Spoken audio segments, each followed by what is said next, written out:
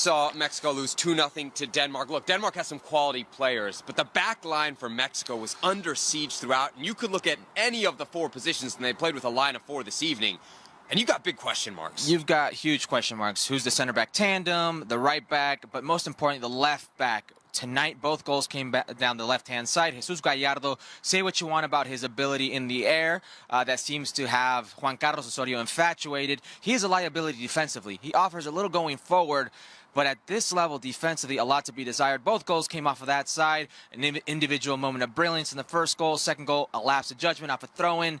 There are a lot of question marks, not only with this back line. One of the biggest question marks that Juan Carlos Osorio had as it pertained to the final roster was, would Giovanni Dos Santos make it? He made it, and he got 57 minutes tonight. Did he make a case for more minutes come the World Cup? I don't think anybody made a case for more minutes tonight. But did Gio? Gio didn't improve his, but I don't think Gio's being used as a scapegoat by many fans and many press. If Gio Dos Santos is what the Mexican national team is hinging on, so then for them to have a good World Cup, you're in trouble. Gio Dos Santos is a complimentary player, like a Marco Fabian. He is not a Carlos Vela. He's not a Tecatito. He's not a Chicharito Hernandez. You need to take Gio Dos Santos for what he is. It is very important that people realize Gio Dos Santos is not the make or break for Mexico. One guy who is not a complimentary piece in this puzzle is Héctor Herrera. He's the one that's been maybe mostly caught up in this party scandal that erupted right before the Mexican team left Mexico City to travel to Denmark. He did play today, but there are some concerns that he doesn't feel part of the group. He doesn't feel as though he's been backed up. Now, we don't know the validity of those reports. They're coming from the Mexican press, but that's a concern that a player this important doesn't feel right just before the World Cup. It is a concern, considering that in 2014, he was arguably your best piece of the puzzle, your most important player. He is that important to this team. He's a very good two-way player. I think he makes them tick, especially with Guardado not being 100%. Did he have his best game tonight? No, he didn't. But I argue that I don't think any Mexican national team player had their best game. Tonight, Juan Carlos Osorio got more questions out of this than answers. We're trying to separate the best team, which I think is Brazil, with the likes of Spain and Germany and teams like that. And if you look at it, Brazil have got so many players who can produce a goal from nothing. You know, a Jesus or a Coutinho or a Neymar. You go and look at Spain. The only way Spain, I think, can beat you, what they're capable of, is passing you to death. Right. Starting from the back, all the way through the middle, nice movement, nice passes, and a nice finish. I don't see where a goal from nowhere's coming, which the best example would be Brazil. They've got multiple players who will produce something from absolutely zero. Do you agree, Shaq? Maybe they're lacking a little bit of spark. I do, and we keep talking about Diego Costa up front. I think he kind of epitomises some of that flatness about Spain up front. Now, Spain passing it to death is not a problem. It's how they won those tournaments a few years ago. But without the cutting edge at a World Cup, where teams are happy just to allow you to have possession. Nobody's in a rush to get anything done. If you don't have that one player up front who makes a difference, I'm afraid it comes unraveled at some point. Taking a look at France's point of view, Group C, of course, they're big favourites to advance. It's weird, these friendlies, aren't they? Like, how much do we read into this? Experience normally tells you that you shouldn't look too much into it. But then if you're Didier Deschamps, you've been under so much pressure that even in friendlies, people are not only looking for a result, they're looking for a performance.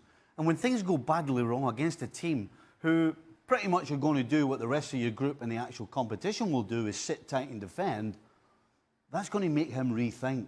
What a nightmare for Deschamps. He's gone all the way through the qualifying, he's gone all the way through these friendlies, and the week before the competition, all of a sudden, there could be a problem. How does he go about breaking down teams? But you've told me in the past that these friendlies are insignificant, the results don't really matter. To be honest, for players, we understand that there's a difference when it counts. You know, there is the thing in the back of your head about, you know, you're careful with challenges. You don't want to get injured. So you're not quite at full throttle. And when you're playing against a team who are fighting for their lives, it's difficult. All the pressure's on Deschamps, though. I don't think the pressure's on the players. It's on Deschamps. Do you agree, Shaq? I don't think this matters at all to anybody. I think Deschamps is happy to get away from France. They booed off at half-time. Yeah. You know, it's not the ideal send-off, is it? Yes, but as players or as coach going into a World Cup tournament, that's not your concern. I mean, what the press are going to write about you from here going in, I think it's water for ducks back, or should be. I think before this game, that front three we saw, I think that's exactly what Deschamps wanted to do. Giroud, Griezmann, and Mbappe. And the fact that Giroud had to come off with that head injury, the fact that Griezmann's dropping so deep, the fact that they actually didn't look dangerous until Mbappe had the opportunity to move around and play through the middle. I think that gives Deschamps a problem. That's something that he's going to lie in bed at night and think, you know, at this late stage, do I actually change it? Would you change it, Stevie, if you were Deschamps? No. No, he has... This is where it comes down to how strong this guy is mentally. Because if he's getting all kinds of pelters, which he will be from the press, he has to be strong and say, you know what, I know what my best team is, I know what the best shape is. OK, we haven't played well sometimes, but this is what's going to get it done. If he caves, then goodness knows what could go wrong. For me, this is a friendly. It doesn't matter. You know what your best team is. You know what those players are capable of. And you trust them to go out and do that on the big stage. From now, it's just about preparing them for that first game of the World Cup. These results, the fans' reactions, what the press have to say between now and then does not matter, because in truth, what you can get out of players in a friendly, chalk and cheese compared to what you get out of them in 90 minutes of the World Cup. Just yesterday, we were suggesting that it was almost a done deal, that move to Liverpool. Well, this is the official club statement. Although Liverpool has been the priority of a possible transfer of Nabil, Olympique Lyonnais is delighted to be able to count on the presence of their captain in 2018-2019. This is a major curveball, isn't it? None of us expected this 24 hours ago. We thought it was done. So let me quickly dissect that. OK, go on. That means give us some more money and you can have them. Is it as simple because as they that? were yes. They were prepared to That's a sell bold them. statement to make to then go back on. Listen, they're prepared to sell them, so they are prepared to take money. And when it comes down to it, it's all about the price tag. And if Liverpool can get the price tag right, it suits them, then it happened. How hard should they push to get the price tag right? How necessary is this as an addition to your squad? Absolutely. If Liverpool want to challenge for the Premier League title, they have to go and sign either this guy or a player of his ability. Because we saw him when he came on in the France game, that he actually changed it. He did things that nobody had been doing on the field. He goes past people, he creates, he was part of the goal that Mbappe scored. Hey, Liverpool just get it done. Look, Do you agree, Shaq? Do you think it's going to happen? And do you think this is a statement from Lyon basically saying we want to give you more money? It's a weird way of doing it, though, It is. I think that there are a number of moving parts to this. All speculation suggests that there's an issue with the medical. If that's the case, then all of a sudden you're talking about insurance, you're talking about premiums, and it's not just a case of Liverpool offering more money or Lyon accepting more, because again, now you have insurance underwriters who come into play, and that has to be taken into account.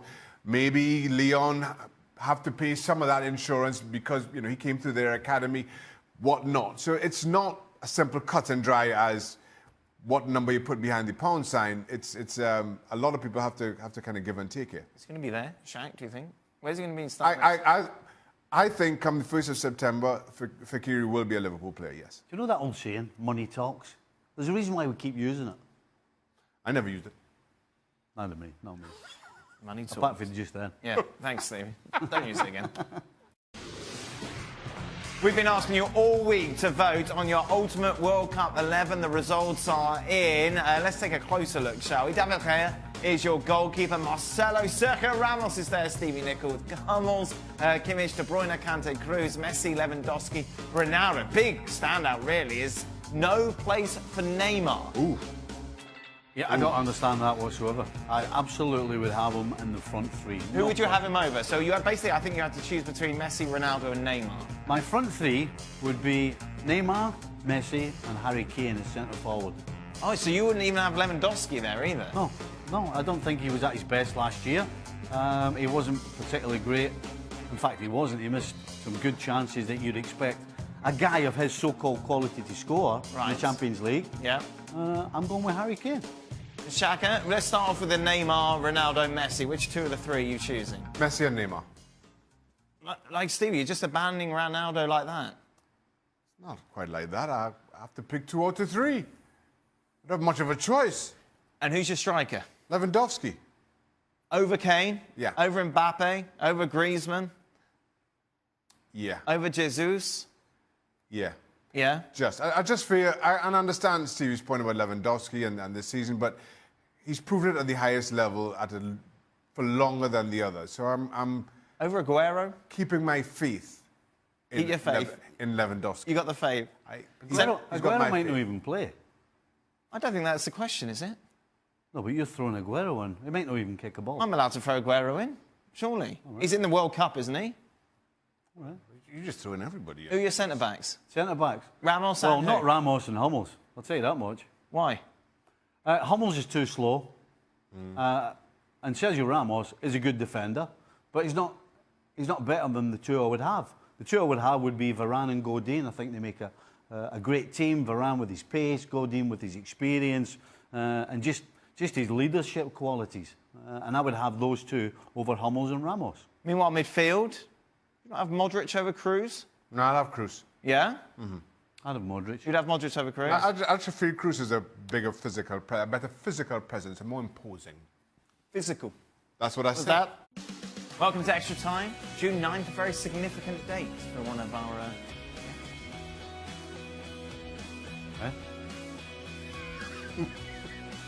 I've forgotten again. So when were you reminded today that it was your wedding anniversary? I actually got reminded last week. Right. And I even forgot between last week and the day. Till the wife was telling my mother-in-law this morning, yeah, it's our anniversary today. Oh, I went like that. So will you do anything? You're No. not really one of these people that get presents for others, No, do you? not really, no. Hey, listen, we went to Rascal Flats last night. What do you want? Well, yeah. That was a Mother's Day present, wasn't it? From your son. It doesn't matter. You got piggyback on that. Of course I did. I don't mind a canny. I did. How long have you been married? 36 years, eh? Oh, man. That's my lifetime, isn't it? I don't know That's how... unbelievable. I don't know how I've put up with it. To be honest with you. She doesn't want me kidding. Was that quick enough? That was the quickest reverse I've I ever got seen. back in quick. I don't know how I put up with it. She knows I'm only Just in kidding. case. I wasn't only kidding, by the way. Meanwhile, tomorrow, Shaq, Yeah. it's your wedding anniversary. Yes, it is. You remember? So Shaq can remember. Of course he does. Yeah, He's all yeah. romantic, isn't he, Shaq? Yeah. Well, my wife's birthday was yesterday, so God, 2 days. It's a good reminder. Yeah. It is. That's good. With Mexico playing poorly in their Hold on recent... a minute. Oh. So do you try and double down? No. Get away with it? Or have you got to do two different things? Well, we only give cards for the anniversary. We don't give gifts or anything. Oh, right, okay. Fair enough. What if she gets you something and then you don't get her anything? Ah, why do you do that? Are you like, What? you bend your head and go, yeah. It's my inquisitive. Well, Well, they taught me this in journalism school. very good. Bend your head and sort of half shut that eye and go, Because it makes me Yeah, look well. like I care. what happened? you know, you had me fooled. I was fooled all this time. I thought you really did care. I see. Right. Good journalism school, that is. Very good. With Mexico playing poorly in their recent friendlies, do you think they can even get out of their group if they continue playing like this? Who's in their group? Sweden, Germany, Somebody else. South Korea. Playing poorly isn't an issue going into the World Cup. You see this whole The hoo-ha around the party. hoo-ha, party hoo-ha. Yes. I think that will send shockwaves to the What's camp. wrong? Don't worry at a party. Well, yes, but there was So other people. what? There are other people at the party. So what? Well, people that maybe the wives weren't particularly happy that they were at the party. It's a bit of attention, By the way, Steve. I didn't have them going through anyway. No? No, I got Sweden going through. Pre-party, you didn't have Look them. at it, they may as well party all they can between now and going out because they're not getting through. You got Sweden. Yes. Do you guys think that Pogba should start? Who? Pogba should start. Didn't think from out of journalism. If you're going to try and say Paul Pogba and it went to Pogba. Yeah. I thought I got away with it. Clearly Oh not. yeah, no, nobody noticed. Do you think Pogba will start in the World Cup? Do you think he'll have a better 2018, 2019? Let's be quick on Pogba, shall we? Talk about that. Yes. Yes. Yeah. Yeah. I hope so. Is that an answer? If Marian Fellaini moves to Arsenal, can he be as good as Patrick Vieira in central midfield for the club? That's not a real question. True. Nick works downstairs. That's surely a wind-up. I'll have a pint or whatever he's been on. Surely, Stevie, you have plans for another book. What did you put in this book? What have you done since the last book? No, the answer to that would be absolutely No? No. Not like an untold story bits. It costs me money as it is to do it. Why? Well, because Donaldson was around every night for 6 months. He's the author, yes, Mark. Right, he was around every night for 6 months, and he had his dinner every night. Right. So that cost me a fortune. And then I had a few beers while he was having his dinner. So that cost me a fortune and all. So I can't afford to do another book. No, that's it. Especially feeding him every night for 6 months. Shaq, would you ever do a book? No. Not yet. No. The time will come. Yeah, why not, Shaq? What would you call it? I wouldn't do a book. Why I'm not? not doing a book. Why not? I I used to say that as well. Yeah. I'm not doing a book. Yep. I used to say that. That is it. Happy anniversary to everybody else out there who's celebrating. Oh, sorry, Eleanor, happy anniversary. They are. You forgot again. From the start of the extra time. Yeah. No, you forgot. ESPN FC, remember. We'll be back.